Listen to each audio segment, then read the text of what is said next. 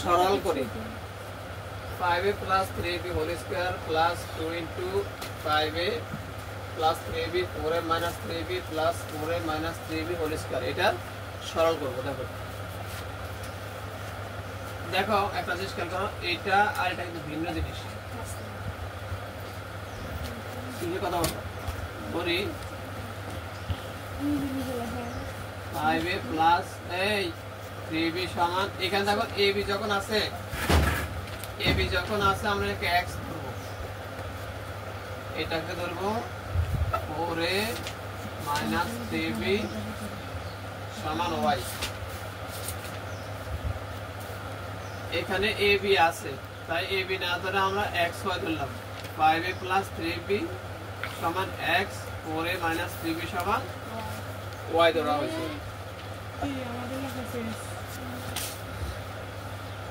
এটা সমান 1 ধরা হয়েছে এটা সমান y ধরা হয়েছে এখন দেখো প্রদত্ত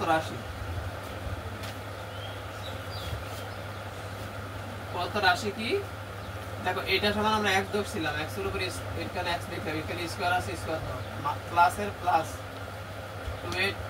এটা সমান x ধরা হয়েছে x দেখো এটা সমান y ধরা হয়েছে প্লাস এটা সমান y ধরা হয়েছে উপর স্কয়ার আছে স্কয়ার দাও আমরা x কে a ধরলে y কে b ধরলে a square plus 2ab plus b square তার মানে কি দাঁড়ালো a প্লাস b হোল স্কয়ারের সূত্র সবাই জানো সূত্র না সূত্র তো লেখা লাগবে অনেকবার লিখে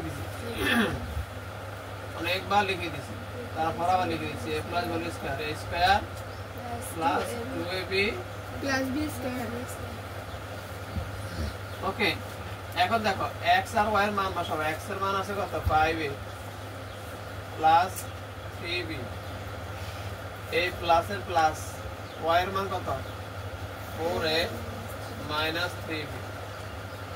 সেকেন্ড ব্র্যাকেট দাও a স্কয়ার দাও এখন 5a plus 3b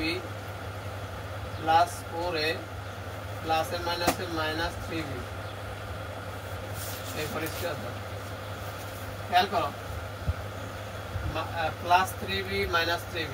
কাটা দাও এখানে কত আছে 5টায় আর 4টায় যোগ করলে 9টায় উপরে স্কয়ার আছে স্কয়ার দাও আমরা জানি কোন সংখ্যার উপরে বর্গ মানে ওই সংখ্যাকে ওই সংখ্যা দ্বারা গুণ 9 নং 81 আর স্কয়ারটা দুইটার উপরে আছে a স্কয়ার এটা হবে आंसर আর বলা লাগবে 9a স্কয়ার হইছে খুলে ফেলো